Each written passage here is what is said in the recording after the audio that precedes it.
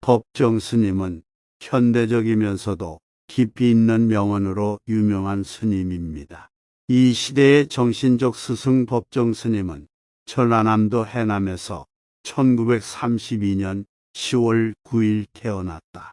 한국 전쟁의 비극을 경험하고 삶과 죽음에 대해 고뇌하다가 대학 재학 중 진리의 길을 찾아 나선다. 1954년 오대산의 절을 향해 떠났지만 눈이 많이 내려 길이 막히자 서울로 올라와 선학원에서 당대의 선승효봉 스님을 만나 대화를 나눈 뒤 그 자리에서 삭발하고 출가했다. 다음 날 통영 미래사로 내려가 행자 생활을 했으며 사미계를 받은 후 지리산 상계사 탑전으로 가서 스승문내 사시고 정진했다.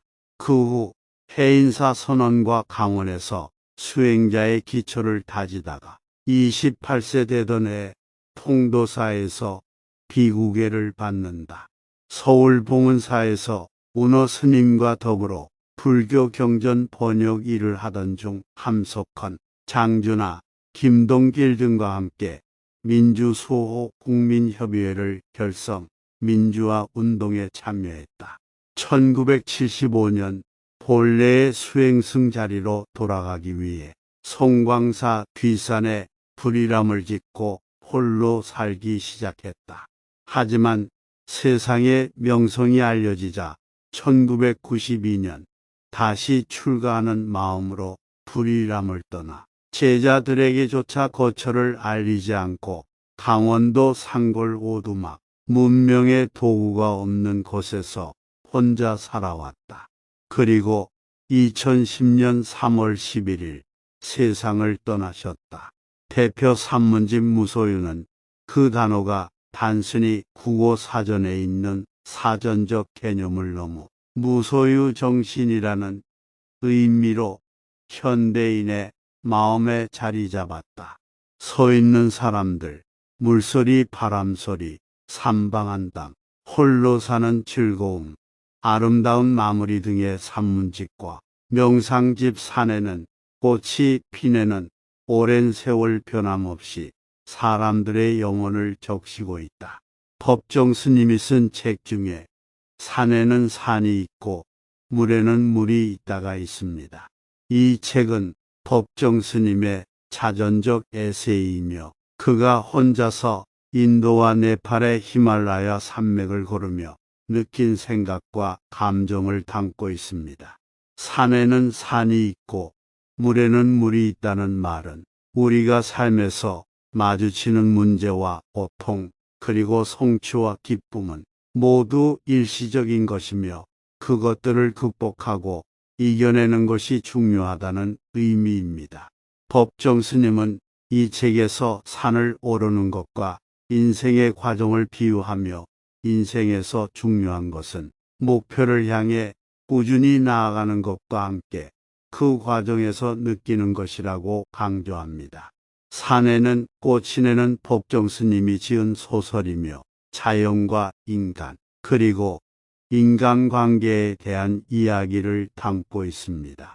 이 소설은 산에 살면서 자연과 함께 살아가는 주인공의 이야기를 통해 인간이 자연과 어떻게 연결되어 있는지, 그리고 인간관계에서 서로 어떤 것을 배우고 교류해야 하는지를 보여줍니다.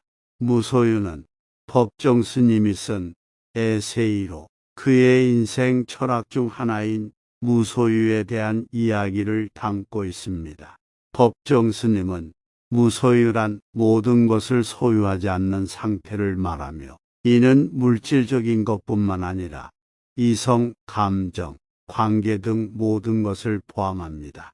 법정 스님은 무소유를 통해 인생에서 중요한 것은 적극적으로 살아가는 것이며 그 과정에서 필요한 것을 소유하는 것이 아니라 필요 없는 것들을 버리고 마음을 가볍게 하며 자유롭게 살아가는 것이라고 말합니다.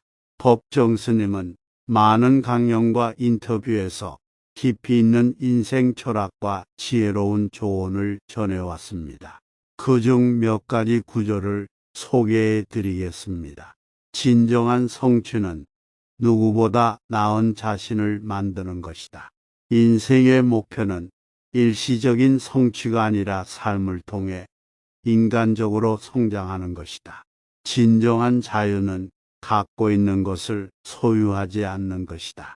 우리가 가장 많이 해야 할 것은 쉬는 법을 배우는 것이다. 삶은 모험이다. 어떤 일도 쉽게 이루어지지 않는다. 하지만 그것이 삶의 매력이다. 삶은 시험이다. 어려움이 있어야 인생의 가치를 느낄 수 있다. 자신을 사랑하는 것은 타인을 사랑하는 것과 같다. 자신을 사랑하는 것은 세상을 사랑하는 것과 같다. 생각의 힘은 우리의 삶을 결정한다. 우리는 자신이 믿는 대로 살아간다. 조서와 그의 강연들은 법정 스님의 인생 철학과 지혜를 잘 나타내며 많은 사람들에게 용기와 위로를 전해주고, 법정 스님은 불교의 가르침을 토대로 현대 사회에서 살아가는 방법을 제시하며 그의 가르침은 세계 각국에서 많은 사람들에게 영감을 주고 있습니다.